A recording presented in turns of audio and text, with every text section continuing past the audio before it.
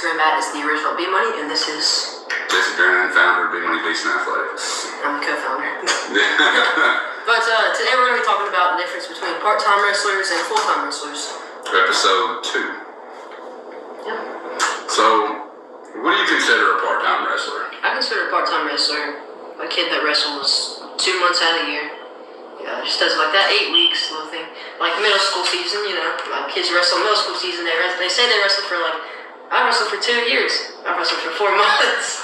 Yeah, like Matt Pitts told me that one time. He's like, you got kids that come to train to a club, and they'll tell you, they'll be like, yeah, I've wrestled for 3 years now. They'll become like an upcoming freshman, right?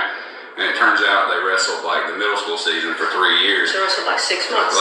16 weeks maybe, so it's not even, not even a 4 or 5 months that they've actually been on a mat. So, realistically, this kind of transfers right into training centers, right? There's really no school programs that we know. I mean, I'm sure there are in different states, Pennsylvania probably has them. There's really maybe Cleveland. Well, Cleveland does. Cleveland has a great high school program. Freestyle and Greco, right? But there's not. I was going to bring up Cleveland. Cleveland's got an in-house freestyle and Greco program, but most schools don't, right? That one year, if you remember, Boy Buchanan had it and Hatcher ran it, But there's not usually a lot of freestyle and Greco in the spring that are school-based. And it's mostly like boarding schools, up north, Cinnamon and I believe Baylor had a program this past, every year they do a program, and private schools would, but in general, schools don't have a freestyle and Greco program, so that's where you have to kind of outsource and to wrestle at these clubs and these training centers, and in our area, there's a lot of those, right?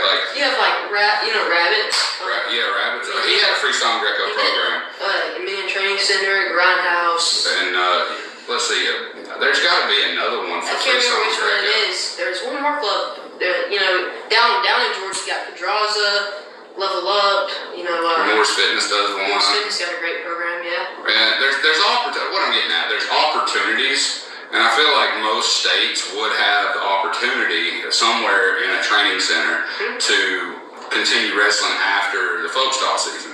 And that kind of, let's bring this up. Wait, but you got to think about, there's states like Mississippi. This is their first year doing even high school state. Like a state tournament, yeah. Right? Yeah, like Mississippi, I think their first state tournament was last year. And last year, right? So, that'll be something that'll grow, I believe, over time.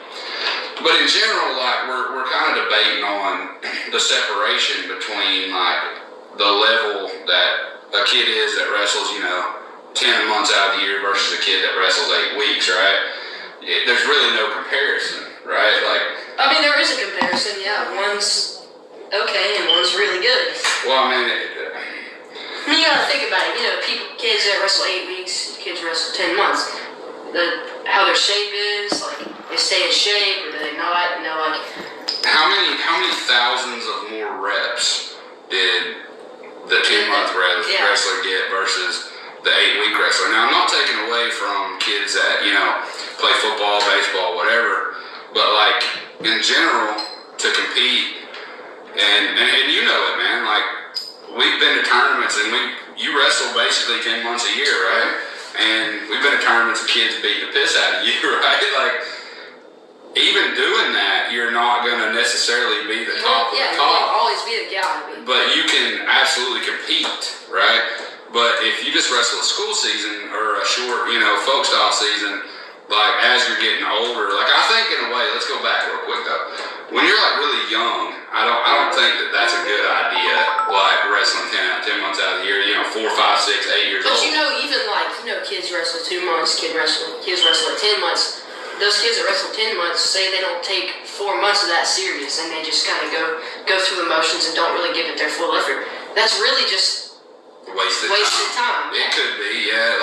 There's got to be a sweet balance there, but I think what the narrative here we're pushing is that you have to step outside of what's easily accessible. Mm-hmm. So what I mean by that is, it's easy to stay after school, practice for an hour and a half, and go home, right? That's easy.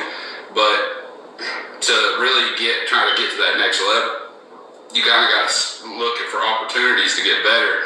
And you can follow all your local clubs and training centers and things. They're always running practices, camps, whatever. It seems like year-round, right? And for this time, this is the first time, I think, in our area, right, that we've had practice to go to during August, right? Maybe ever. Preseason's a big part of it. Because this year, like I actually took that 8 weeks and I took it seriously, and that had me jump levels, like just in that 8 weeks of wrestling. Oh yeah. Kids that start, I started in August. Kids that are starting in September, probably October, November-ish. Yeah. I mean, I have a big jump on them, Yeah, anybody would. Exactly, yeah. Like, look at the kids, like, in our area. We'll bring up some kids. Like, look at Mills, man. Araya's a killer. Araya, Antonio, Taquavius, they're all killers. Those guys are killers. And, Sammy, shout out Sammy Roundtree. Roundtree's done a great job down there in Georgia. And, dude, if you see a tournament, if you see a camp, something that they're involved in, Araya's there, right? I mean, if you just see like any tournament that Roundtree's in, they're always pretty much dominating. But why is that? They're always in the room. Always, exactly. And that's kind of what I'm getting at. Like when you see these kids that are just crazy dominant, how do they get there, right? Like, and you see like, and now I'm talking to parents. So when you show up to a tournament and your kid, he wrestled, say we're in the middle school age of things, right? Say you got a 7th grader, right? He wrestled the middle school season. He never went to a club. He gets out of the middle school season. He plays baseball. And then he goes a couple days a week at maybe some school practice or something. You take him to a tournament and he pulls a kid like a Ryan Mills or something and he just gets absolutely destroyed and you're distraught about it. But you got to think of why that happened. All right, he's practicing 2 days a week with maybe an okay partner. And then you got this kid over here who's practicing probably 6 days a week with like Cody, right? He's probably there with Cody. Yes, sir. And they're just pounding on each other. There's really no comparison to that. So like, it's actually funny this year. Him and Araya and Cody, they were actually the Super 32 finalists this year. Yeah, that is pretty cool. Yeah. You know what's cool about that is that was a thing, and then at Fargo, him and Chittum, Mills and Chittum, that was an all South Fargo final. So shout out, the South is getting better. All South Fargo. It was literally a state. It was literally like a border war. A border war, yeah. That's pretty cool. So like what I'm getting at is like, well, let's get to the rules, right? We're going to talk about how the rule changes are kind of translating. I feel like the new rule changes kind of, neutral is going to become more and more important because that 1 point makes a difference in a match, right? Used to you could get taken down, get a reversal, you tie the match. Now it doesn't work that way. I think that 3 to 4 months in the spring that you can wrestle freestyle, I really think will, of course, what does it help you with? Neutral, right? So with folk style being more now in 2024, that 3-point takedown being such a big thing, I think 2 jump levels you really need to reconsider. Consider wrestling freestyle. Freestyle and Greco, yeah. See, I'm not too big on Greco, to be honest with myself. If you're really like, I guess bigger, heavier weights, bigger guys like that, that's a good style to wrestle for them. But like Spencer Lee, Zane Rutherford, Austin Santo, all them guys, you see them wrestle in a college match and what are they doing? Shooting high season single legs. Well, it's funny you say that, man. When you were little, you were a little headlock machine, and you were like really good at Greco because I think you had a match somewhere, maybe it was like Southeast Regional, 5, 6, 7 years ago, and it was like a 28-24 final. I had like a football score, and it was like headlock 4. I'm not going to say names, but I know who it was. Bring it back up, and then headlock the other way, 4. Headlock the other way, 4. And it was the most ridiculous match I've ever seen.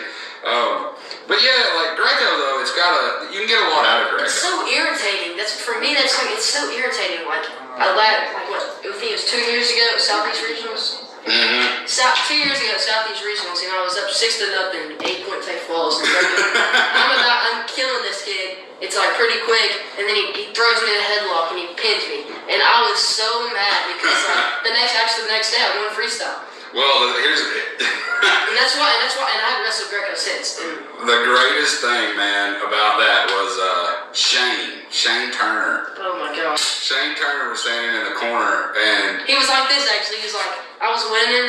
He's like, oh yeah, he's got it. He's got it. I got pinned. He went. He drops his head. The next morning, you remember the next morning we were getting ready for freestyle. Yeah, we're at that pancake and we go into this pancake house, and there sits Shane Turner with his family. What did he say to you? I can't remember. It was funny though. It was funny. I forget too. Sure, I think he brought up something about the headlock. Yeah, you're gonna get headlocked again or something. Yeah. Okay, he said, I remember now. He's like, how are you gonna get a headlock winning at 6-0? On an 8-point tag. Exactly. Yeah, that was so funny. So like going back to like what we're talking about here, man. Like, do you think these teams, like right now, you're about to be in your freshman season, right? And you look at teams like that we're going to compete against this winter, you know. And I guess the last two or three state championships in 2A in Georgia was Rockmart, and they got a little club down there. Yeah, shout out to their program. I mean, they're they have doing a good feeder program. It's great. They have a real good one. So Rockmart's got like a good little feeder club, and they've won like 2 or 3 state championships in a row. And you start looking at like, you know, Jefferson. I read a stat here not long ago. Jefferson at one point won like 18 straight state championships. So like that's insane. So like you start looking at areas that have like training centers in it, and you're starting to see like these or somewhere to go train year round. And like I kind of keep track of the Rockmart. Like I follow them on Instagram, and like they go 3 to 4 days a week all year. There is a place to go to get better. So and you know, I've actually talked to a couple of guys like, you know, Derek Murdoch and, you know, like Sean, I've talked to Sean, and I asked him about like what college wrestling's like. He says they both said like they go year around, like all the time, almost every day they're practicing. You know, sometimes multiple times a day. I mean, that's a lot of work you get in. Yeah, well, I mean that's at the college level, but to get to that level, you kind of gotta live that. Yeah, you know? basically, I mean, if you don't, I mean, yeah, sure, if you want to go in 2 days a week and, you know, mess around some days, yeah, be a good wrestler in high school. But if you want to be a good wrestler in college, you gotta put in 90% of your time into it. Yeah, all the time. And you know, the thing is that at times, you know, you get in matches and like people get like it's happened to you, right? Let's tell a great story here. All right. I think also before I get into the story, I'll tell you why I'll tell the story. 2000, maybe 19, I don't know. The year Maddox Russell beat you in the semifinals at state. That year you wrestled what, like 140 or 50 matches, and too much to count. And so I think there's a balance that needs to be there too. With you know, that year I was so in my head too. Like I remember I went to the store with a kid, and I went to Kentucky and I wrestled. It was like the individual the day before, and then the duel the next day. I wrestled all these kids that I was going to wrestle the same day the next day, and and I beat them all. And the next day I got beat by every single one of them, and I was so in my head and everything. I remember I even like threw my headgear and got kicked out of the tournament. It was that's another thing. Like wrestling's like I would say at least 90% mental. There's a lot there. You can't look at anybody differently than anybody else. But the reason I'm saying this is like I think there has to be a balance in from training to competition. You know, like a ratio. And, you know, like 150 matches in like a folk style season is insane. You see that a lot, and some kids can handle it and okay with it, and some kids can't. But I also think that even if you're not actively competing all year, you need to be actively training all year. And you know, maybe, you know, you go for 2 months, get a good training cycle in, go wrestle somewhere, get another 2, you know, in the off season. But there's really no comparison, we can agree. There's no comparison in a kid that wrestles the season versus a kid that wrestles throughout the year. I'm a big advocate for wrestling camps. I think camps are a great thing because at camps you have a lot of different fields and people and wrestlers that you wouldn't normally get to work with or wrestle. Like, talk about some of your times at camp. Like, you just got back from Jeff Jordan, what, like a month ago? Don't even get me started on summer camps, man. Well, let's talk about Jeff Jordan. Actually, I kind of want to talk about my younger camps. Well, let's talk about Jeff Jordan first. Okay. Tell them about the intensity level and things about Jeff Jordan. the Jesse Drennen camp is like a great camp for all levels of wrestlers. And like, you know, like you wake up, 7 in the morning, you run at 7:30, run like a mile in these freaking cornfields. And you run like a mile in these like cornfields, and then, you know, after that, you like have like an hour break, and then you start your first session. You go over some technique, and then like you have like a 10-minute hard drill at the end of everything that you do, right? And then after that, you know, sometimes you get almost to a 3-hour break in between sessions. It really varies, but you know, 2 to 3 hour break, and then you wrestle again, and it gets a little harder the second session, and then that third session after you get like 2.5 hours or whatever, you wrestle 2 hours full live with all these hammers, like around your weight. You got really good guys, 10 to 15 guys at least, like each weight, and like you just stand with them. You pound on each other for 7 days, 6-7 days, and you really improve, and it really helps with your mindset too, because like you figure out in that moment by the third day if wrestling's really for you or it isn't. Yeah, you gotta push through that. Like I literally sat there like the first time I ever went, and I was like trying to figure out, is this for me or is this just too much? And like in that moment, I had to figure out if wrestling was for me or if it wasn't.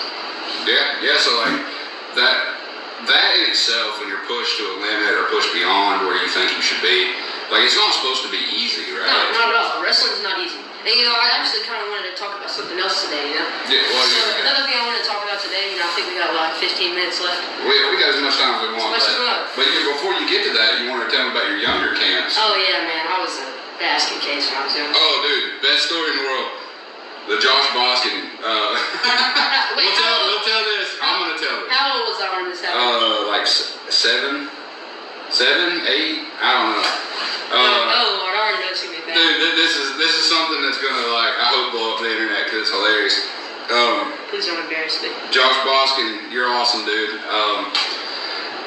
You were at state, whenever you were little, you wrestled at Tennessee State. You remember that? And your second year wrestling, you made the state finals. You remember that? And you wrestled, who was it? Jacob Belcher. Remember that? Jacob Belcher. You haven't heard that name? I hadn't heard from him in a long time. Jacob Belcher, if you're watching this. What's up, man? I haven't seen you in forever. He used to be Noah's practice partner up there Noah Noah Watkins at whatever that club Kermer had. I think it's Was it Hammer? Yeah, it was Hammer. I don't even know how to say his last name. Sounded like Kermer. Let's just call him Kermit the Frog. He kind of looked like Kermit the Frog. Okay, I'm sorry, Joe. I'm sorry if you're watching this. No offense or anything. But anyway, man, he whenever you won your semis match, they were like calling all the finalists to get like your singlet, right? And I remember you ran up, you seen Boskin because we went to that day camp. Yeah.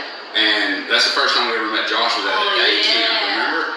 And he's like, he hands you the paper and he's like, the summer camps, right? You remember that? And then he handed me, I want to go do this. I'm like, okay, cool. So like, I talked to Josh for a minute. He said, go get your singlet, whatever, you know. And I signed you up for that camp later and whatever. Well, I dropped you off on, what was it, like Sunday, right? And I picked you up like Thursday. This kid, Please don't. he goes every day and he takes a shower and he puts the same clothes on. There's no way you did that, right? For like 4 days in a row. I get back and I'm like, Josh, what happened, bro? He goes, he's been showering. I was like, all his clothes were still clean in his bag. Dude, I was so ADHD. You gotta point that out. Yeah. And I was like, get in there and shower. You know, you take this cold shower and you have it clean. So that was the absolutely first camp experience you ever had. I was like 8 years old. I didn't know that. I know. You know, I was like still like on the thing where you made me all these food and you folded all my clothes. I mean, I was so confused. Sleeping on that cot. Oh my gosh. Oh yeah, a cot. I bought him a cot instead of an air mattress. Anyways, alright. So there's another thing I want to talk today, and I was wanting to talk about, like, you know, you got baseball shape, football shape, wrestling shape. Right. Yeah.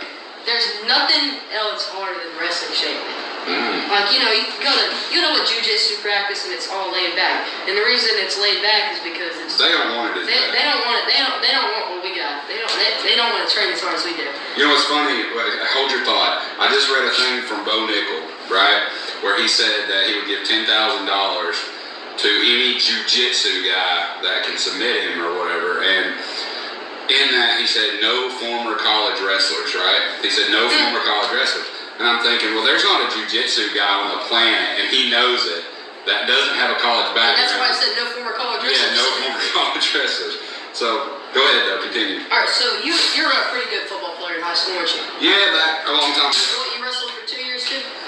Middle school, 9th. And then 9th and 10th grade? Yeah. Alright, so what was harder, football practice in the summer in the heat, or wrestling practice with wrestling? Exactly. Which also the wrestling coach I had was like he was insane, but yeah, continue. And alright, so you also played baseball for a couple years in the summer. I played baseball when I was little, and then I actually got cut from the baseball team in 8th grade.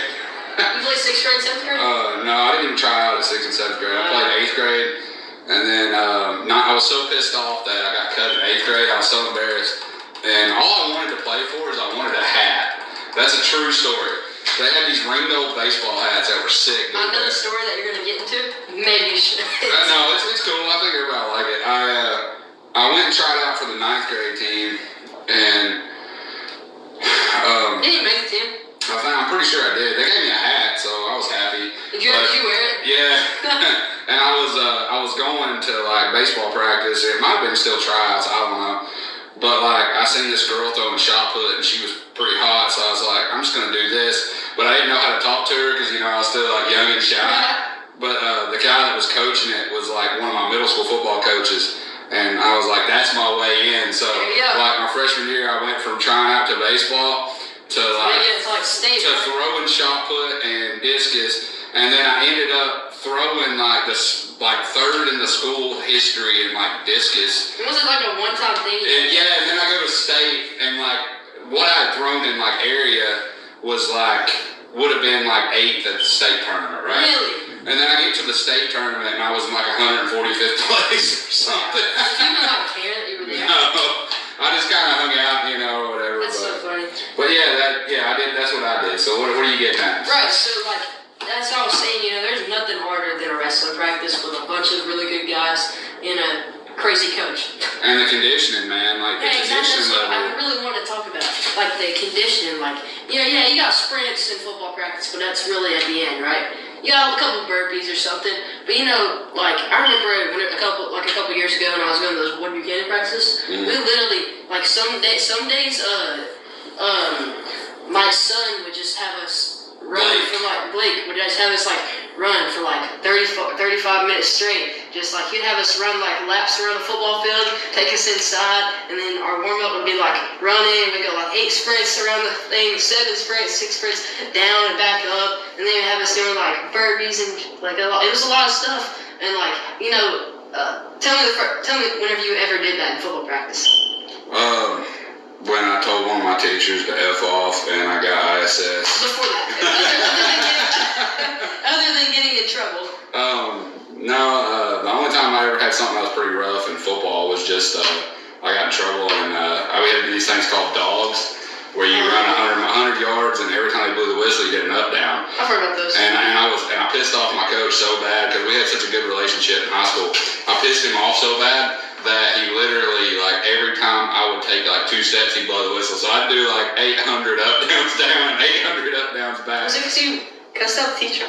Yeah, and my world U.S. history teacher. Weren't you filling out a college application, though? No, I was getting recruited to play college football. So I started getting, like, all these, like, questionnaires and things that I needed to fill out. And I was filling it out while I was supposed to be doing work, and he caught me, and then he's like, "You're off task, I'm gonna write you up." And I was like, F you, but and I got in trouble. But yeah, man, conditioning level, dude, there's really nothing like wrestling.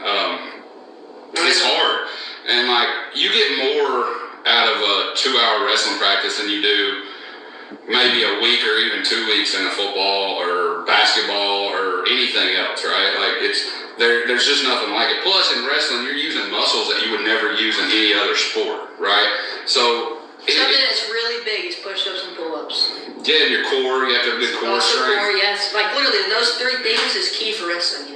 Like somebody's trying to tie waist, you pull you down, you use your core. You're pulling somebody in to shoot a single leg or something. That's pull-ups. Push-ups. That's push in and pull in. It's like all that stuff. Those are 3 key things that you should always use as a wrestler. And I feel like the closest I don't even know if there is a sport that's close to wrestling in terms of conditioning level. Like, I honestly don't think there is. You know? If you think about it, like you said, maybe like soccer. You know, I don't even think soccer. I don't even think soccer. I think like you got to think again. We're back talking about like muscles, right? And like different muscles you wouldn't use in any other sport. The closest thing to that would be like a jiu-jitsu or some kind of grappling. Judo. Judo's a big. That's close to probably wrestling. Maybe. Actually, not Greco. That's the biggest to Greco. Actually, no. Greco's still wrestling. Well, yeah, that's what I'm saying. That's the closest thing to wrestling. Is Greco style. Was it Ronda Rousey? Greco? What are you talking about? I'm saying judo. Yeah, judo is like the closest style to wrestling, but Greco is like the closest to it. Yeah, possibly. All those throws and everything. Yeah. But I'm pretty sure Ronda Rousey was she was a big judo. She was I think a bronze medalist. Yeah. Yeah, in judo. Yeah. But I think maybe that could be maybe the closest. But like, what we're getting at the end of the day with this is like, you want to improve. You have to find practice partners. That's a big deal. You need to have good practice partners. You need to get a good coach that can critique and help you improve and hold you accountable. That's a really big thing. And you can't wrestle just the season. Like, not at all. You have to get out and about, go to camps. You have to. Wrestling, freestyle, and Greco is great. If you play baseball, let's just throw this out there. If you play baseball or soccer or something like that, in the spring there's freestyle and Greco programs that go like 3 days a week, like Sunday, Tuesday, Thursday, or something. Go Sunday, Tuesday, Thursday. If you get out of soccer practice or soccer game or soccer practice at like 5:36, show up at 6:30, wrestle for an hour. Yeah. It all compounds. It all adds up. There you go. Yeah, it all compounds. Literally like adding Lego bricks. Add one. Say you went to that practice, put a Lego brick down. You went to another practice after that, put another one up. And it all adds up. The more it adds up, the better you get. And overall, the end goal is to be the best version of you that you can be. But you have to build that brick by brick, and you have to put more into it. The more this goes for anything in your life. The more you put into something, the more you're going to get out of it. And just kind of showing, like, there's opportunities, especially in our area, but I know it's everywhere. There's opportunities to get better. Did you shuffle these? I have not yet. That's why I came to you, because I don't know how to shuffle. There's opportunities to get better if you want to. So if you want to try to, not everybody's going to be a Fargo champion. Not everybody's going to be a multiple-time state champion. Not everybody's... If you work for that goal and you keep going, you're going to get close to it. Yeah, like even if you never reach that pinnacle, you're better by trying to get there than all the people that didn't try. Exactly. So if say you're 10th place, okay, fine. I gave everything I got and I got 10th place, but I'm 10th place and I'm better than the 350 million people that didn't try. So by using that mindset of, hey, I'm going to be the best, whether you ever are or not, it's kind of irrelevant. Exactly. It's trying to get there. That process is what's going to make you a better person, a better wrestler. With that being said, me and the original Bmoney here, we're going to play a hand of maybe two of Map Clash, kind of tell you how it's going. Actually, a quick little thing about this, whenever me and my dad and his partner thought about the idea of this game, I didn't think I would like it too much, to be honest, but, once we started making it, started this, I really liked it a lot. And of course I got a 0-point card. And here's a cool thing we can show you about the game. I pulled a Beastin wild card for the 10th card draw. That counts as a 3-point takedown during the 10th card draw. So another thing, the gold card, the map beast card, if you pull that, isn't it you put both of them back in the deck? Yeah, if you pull a pin, a map beast, or the either of the specialty cards, you put it in the back of the deck and you redraw. So, I have no takedown cards. Well, that's all right. Well, because I won, so let's see. Oh yeah, I'm gonna smack you right off the rip. Takedown, momentum. Oh yeah. Crap. Takedown, momentum, near fall. Dang. I'm gonna put down a reversal. What are you doing, bro? All right, so you're on top. Mm-hmm. I'm gonna defend the reversal. And I'm gonna reversal. Alright, reversal, momentum, near fall. Reversal. Escape. I can't believe I don't have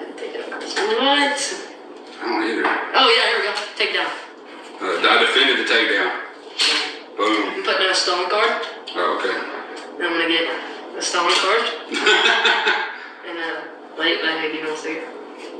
I have no tape. Alright, I haven't drawn yet, so we're neutral, right? Escape. Oh, wow. So I'm gonna throw down a stolen card. That's so funny. Takedown. Right. I got you. Well, you know what I do have? I have defense cards. Oh, Lord. Yep. So we're back neutral. And we're done in transition, right? Yep. Alright, let's have these. We should play one more game, and you need to mix it up some more. Alright, let's see. What was the score? That's mine. We'll just offset these. Oh, yeah, these two. And it had 4 points. 4. Let's you see. killed me. 3, 7, 8, 9. 10, 11, 12. 13 to 4. I majored you, dog. Dude, I'm 3-0 since we started this podcast. You've been beating me until... Just for your information, I beat him every single time, but just because we're on camera, you know. Yeah, 3-0. Let's see how this one goes. And I'm like 62 and 8. Do you feel like 3 or 4 days a week is a good... Do you think that 4 days a week is a good schedule for training, you think? 4 is good. 4. I like 4. I feel like you should start off hot though with 5 days. Yeah, you did that last year. That preseason last year, yeah. We literally went Sunday, Monday, Tuesday, Thursday. Tuesday, Wednesday, Thursday, wasn't it? Sunday, Monday, Tuesday, Thursday. Oh yeah, Tuesday, Wednesday. Thursday. We literally went the whole week almost. The only days off was like what, Friday, Saturday. Yeah, we went hard. Yeah, shout out Sean. Yeah, that was a great idea by Sean. Because it really you start off strong, you know, it'll get you. So you kind of get up on a peak and then you start kind of coming back down, and then when the spring you stay on. Yeah, you like come up and then the preseason's over. Yeah, you go down just a tad bit and then you're back up and you're regular.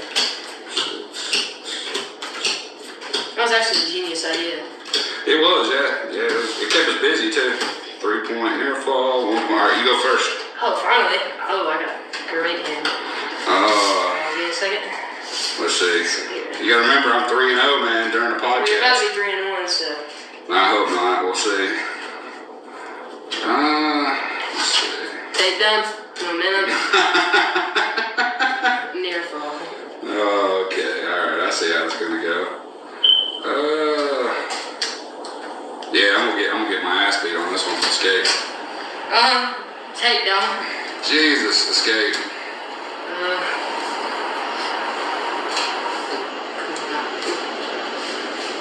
don't have anything. Alright, we're neutral, right? Yep. Takedown. Defense. Come on, dude. See, I told you I'm gonna beat him this time. We're neutral, right? Neutral. Dude. Alright, stalling. What's wrong with takedown cards? Dude, stalling. Bro. Stalling. Takedown. You're on bottom.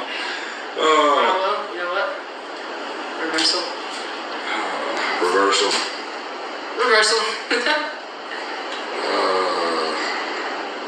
I'm going to defend the reversal. You know what I'm going to do with that? I'm going to reversal the defense. And I'm going to defend the reversal again. Well, I'm just going to put down another reversal one. And I'm going to defend it again. Okay, well, I'm just going to put down the same card. Let's see. Alright, I already pulled all mine. Did you pull all yours? Yep. Alright, let's see these. How bad you beat me? There's 3 I'm going to play one more points. game, too. So I'm already up. It's not 3-1. Let's So see. you have 1, 2, 3, 5, 6, 7. 4, 5, 6, 7, 8, 9, 10, 11, 12. 12 to 7. 13, 14, 15 to 7. Alright, 15 to 7. So I majored him because he's trash. Stuff. So what kind of goals you got? You're going into your freshman year. What are you looking to try to do this I year? want to place it in HSCA. And I want to win state. And I would like to, hopefully place it for this year. Yeah, we're going to go this next summer, right? I really regret not going this year. We had some personal things going on, and, things happen. It's all good, though. Yeah. We still have 4 years left to. Yeah, we're going to hit it. And also a school goal I have is to at least make A's and B's. Yeah, school, that's something we need to throw out. And I don't know about math, man. School's important though, dude. Like whenever I literally have math, I just see a whole bunch of numbers scrambling around. It's so much fun. I mean, I'm sure a lot of people that are watching this right now hate math too. So. What subject do you like? Lunch? Yeah, because I can just go play basketball. Actually, I like history because I like world history because I get to do it with Coach Parker. Let's see. Oh, right there we pulled that. We'll take that back. Let's see. Please don't touch it. You go first. Believe it or not, I drew stall and you drew zero, so zero's bigger than negative one. So this is messed up. That's the first time it's ever happened. Take down. Reversal. Reversal.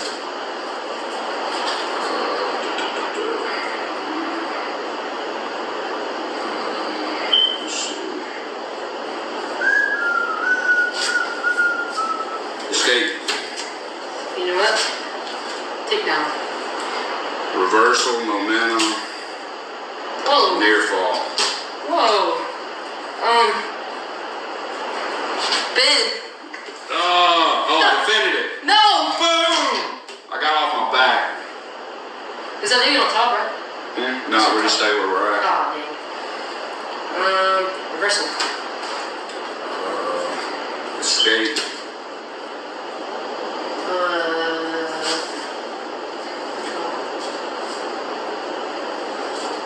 I guess I got to.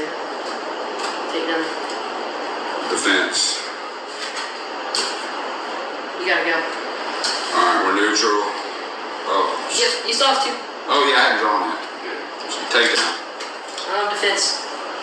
Of course you would. Yeah. Alright, let's see. Alright, stalling. Alright, we're out of transition. So what's the score? You might have beat me. I might have beat you. 4, 5, 6. 2, 5, 6, 7, 8, 9, 10. You got 10, so 4, 5, 6, 7, 8, 9, 10. Minus 8. You beat me 10 to 8.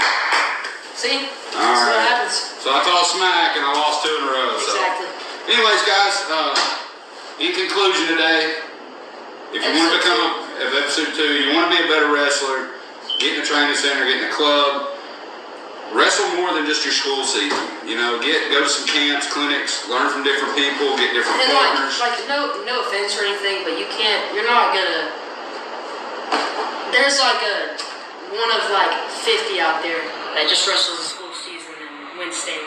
Like, if you really want to get somewhere in wrestling, you can't just wrestle the school season. Like, it's just not gonna happen. It's impossible. It's almost impossible.